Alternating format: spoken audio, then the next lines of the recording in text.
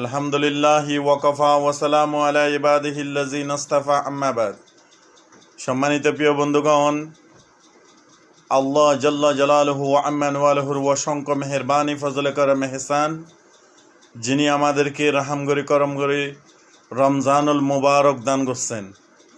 রমজানুল মুবারক আল্লাহ তাআলা আমাদেরকে খাস খুসুসান নবীর মুহাব্বতে আল্লাহ রসুল সাল্লাল্লাহু আলাইহি ওয়াসাল্লামের উপরে এরকম রমজানুল মুবারক দান করছেন।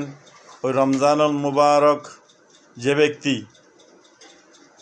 ব্যক্তি বেশি এরকম রমজান শরীফের প্রথম 10 দিনে 20 থেকে বেশি কলিমা শরীফ পাঠ করায়, এমন 1000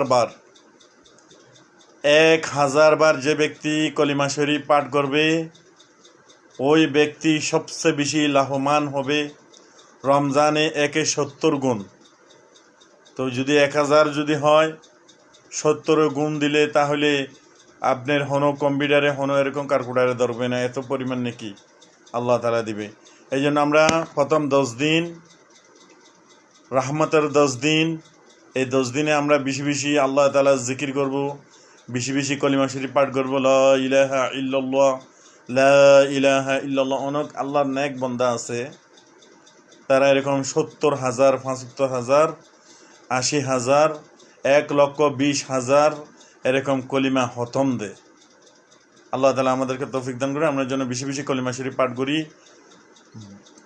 2 নম্বর যেটা, রমজান পায়া সন্তুষ্টি থাকা এবং রমজানের হক আদায় করা, রমজানের পবিত্রতা রক্ষা করা, রমজানের সঠিক আদব আছে, ওই আদবগুলাকে মানা, ওই